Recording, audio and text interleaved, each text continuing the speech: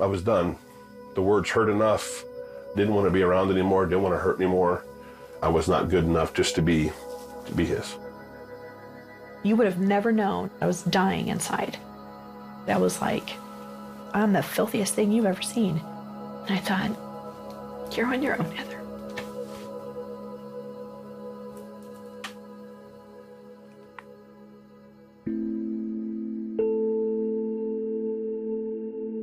My dad had a business in town and we needed to look apart. This happy-go-lucky family, church on Sundays. But in all reality, I lived with a lot of fear. He wasn't like lurking around the corner like a big monster, but it felt like that.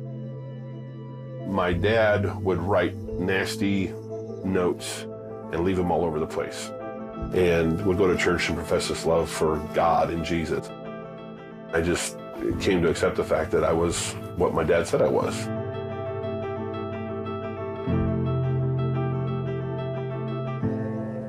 It was like, hey, Dad, how'd I do? You did all right. But if you would have done this, this, this, and this, it would have been so much better.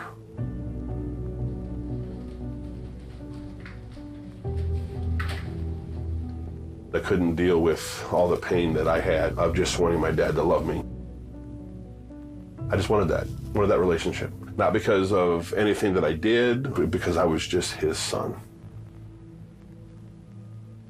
If my own father wouldn't love me, couldn't love me, maybe didn't know how to love me, how could anybody else?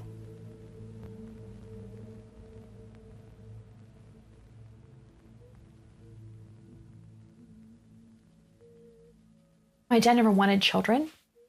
My mom was very broken.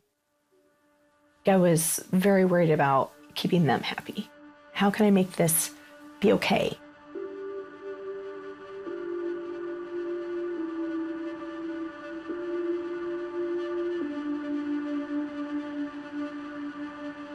I can remember laying beside my dad and him touching me, and it hurt. I remember almost gasping, like, and then I just went away.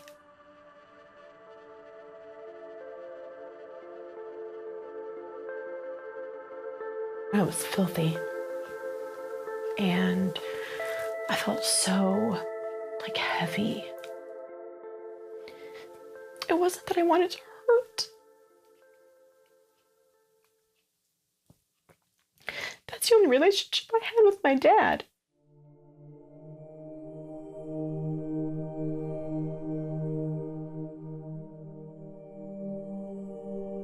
The lady was talking about who Jesus was, that he was willing to trade us all of his good stuff for all of our bad stuff. And I was like, oh my gosh, I totally want to do that. If he's willing to do that, I want to do that. And I just remember bowing my head and just going, I'm so sorry.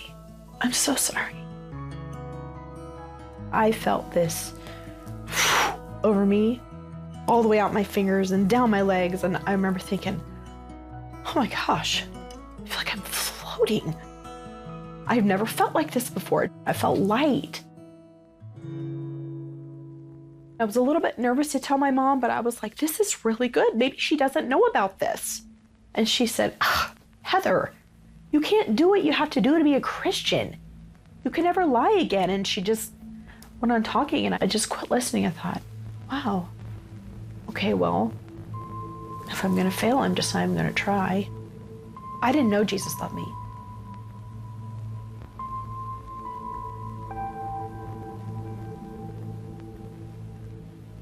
I could get a guy to do anything I wanted him to do. If I brushed up against him, if I showed enough cleavage, if I wore a short enough skirt. I just thought, this is how you do it. You have sex with someone, and then they'll love you.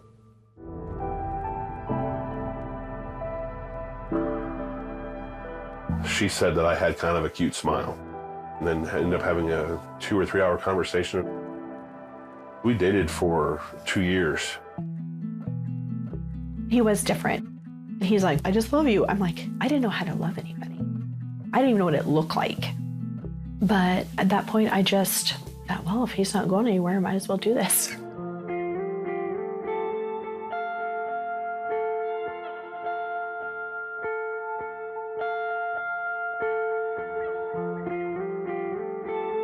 She started talking to me about Jesus loving me, and I was like, what do you mean he loves me? I don't even know what that means. So she started explaining to me, and I would be like, well, I've had sex with more than 30 men. And she'd go, doesn't matter, he still loves you. And I'm like, she even bat an eyelash. And I thought, oh my gosh, maybe this is real.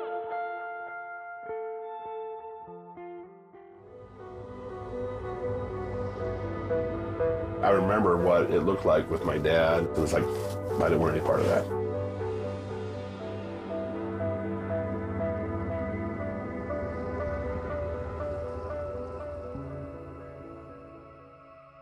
I was so hungry for that male affirmation that I met with these guys as a 21-year-old at 5:30 in the mornings on Wednesdays and 6:30 in the mornings on Sundays, because they would say things to me like, hey, how you doing? You got what it takes, man. You can do this.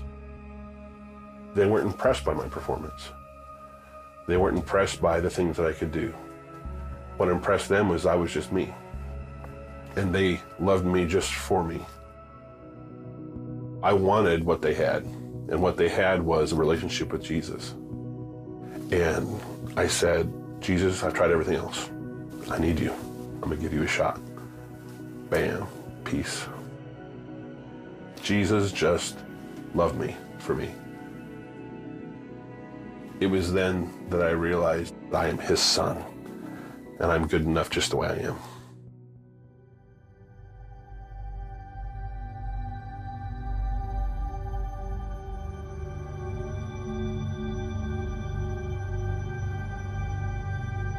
I'd said to him, where were you when I was being raped? Where were you at? And he showed me. I could see myself, and I looked over and he was on the floor on his knees with his hands clasped, crying with me. And I was like, okay. So people have been teaching me all these things. I've been reading scripture, how, oh, God created the universe and he healed all these people and he did all these amazing things. So why not a little girl in the middle of Iowa? Why couldn't you take care of her? And I started screaming at him, you're a stupid, horrible father. I'm just like railing on him, just,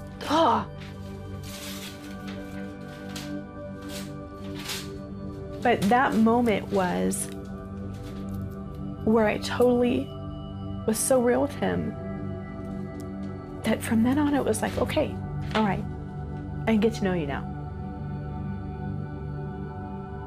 The Lord was so sweet and gentle with me, gently teaching me to trust him, gently teaching us what love even looked like.